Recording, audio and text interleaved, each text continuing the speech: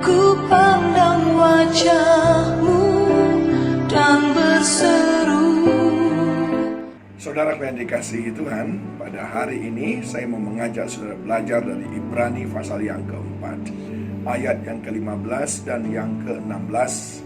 Firman Tuhan berkata, sebab imam besar yang kita punya bukanlah imam besar yang tidak dapat turut merasakan kelemahan-kelemahan kita.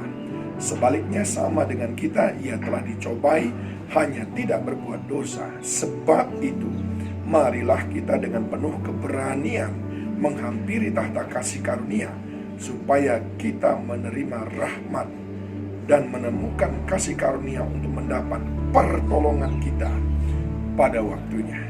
Keberanian. Ada banyak orang memiliki keberanian untuk buka usaha yang besar. Ada banyak orang punya keberanian untuk melawan binatang buas. Ada banyak orang punya keberanian untuk menghadapi orang-orang yang bertentangan dengan dia. Tapi pada hari ini saya ingin menyampaikan kepada saudara 3 keberanian yang langka pada hari-hari ini, ketika kita belajar dari hamba Tuhan yang bernama Daud. Ayat 30 daripada 2 Samuel 22, karena dengan engkau aku berani menghadapi gerombolan, dan dengan Allahku aku berani melompat tembok. Apa artinya melompat tembok? Dalam kehidupan kita ada begitu banyak tembok-tembok.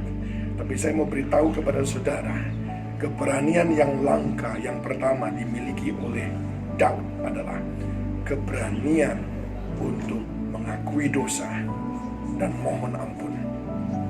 Itu dicatat dalam Mazmur 51, mulai dari ayat pertama sampai dengan ayat terakhir, sampai dia berkata, bersihkanlah aku seluruhnya dari kesalahanku dan tahirkanlah aku dari dosaku, sebab aku sendiri sadar akan pelanggaranku.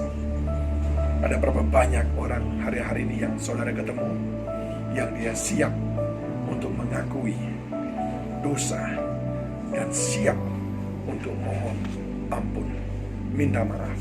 Persoalan minta maaf menjadi hal yang sangat susah kita lakukan karena kita tidak berani. Ada tembok yang seakan-akan tinggi sekali. Ego kita, harga diri kita membuat kita tidak berani mengakui salah kita dan tidak berani minta ampun. Tapi Daud berkata, aku sudah lompati, bahkan rubuhkan tembok-tembok gengsi, keangkuhan, padahal dia seorang raja. Yang kedua, apa yang kita tidak memiliki keberanian untuk mengatakannya? Kita tidak memiliki keberanian untuk terbuka akan siapa diri kita, akan betapa fragile-nya kita, akan betapa lemahnya kita.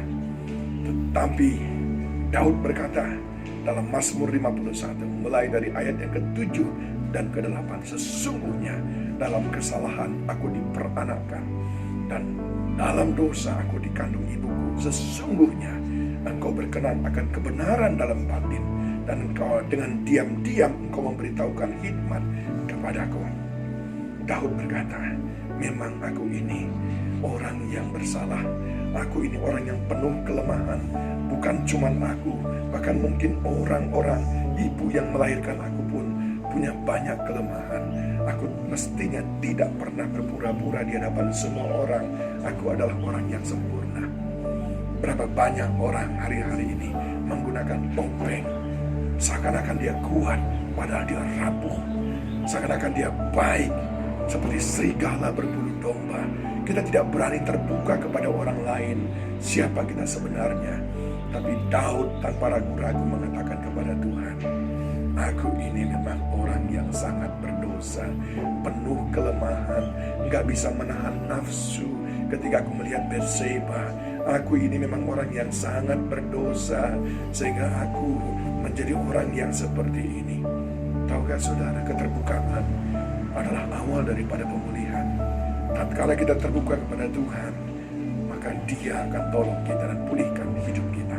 Dan keberanian yang ketiga yang langka adalah keberanian untuk meninggalkan zona nyaman. Keberanian untuk bergerak meninggalkan dari apa yang selama ini membelenggu kita, membuat kita tidak bisa maju. Ada banyak orang tinggal di zona nyaman karena dia merasa kalau beranjak itu kan mengganggu kenyamanannya. Tapi tidak demikian dengan Daud. Di dalam ayat yang ke-9, bersihkanlah aku daripada dosaku dengan hisop, maka aku menjadi tahir. Basuhlah aku, maka aku menjadi lebih putih dari salju. Aku mau lebih putih dari salju. Aku mau berpindah dari yang kotor kepada yang bersih, kepada yang tahir. Ini sebuah prinsip yang luar biasa yang mengatakan bahwa apa yang selama ini kau anggap aman, nyaman, aku mau tinggalkan ya Tuhan. Bawa aku ke level yang baru. Aku mau tinggalkan zona nyamanku. Saudaraku yang dikasihi Tuhan, adakah keberanian-keberanian itu semuanya padamu? Sehingga firman Tuhan berkata, Tuhan sendiri ikut merasakan kelemahan-kelemahan kita. Dan dia bersimpati dengan itu. Dia tidak mengejekmu saat engkau mengakuinya dengan berani. Tapi dia akan menolongmu dan memulihkanmu. Tuhan Yesus memberkati. Kaulah harapan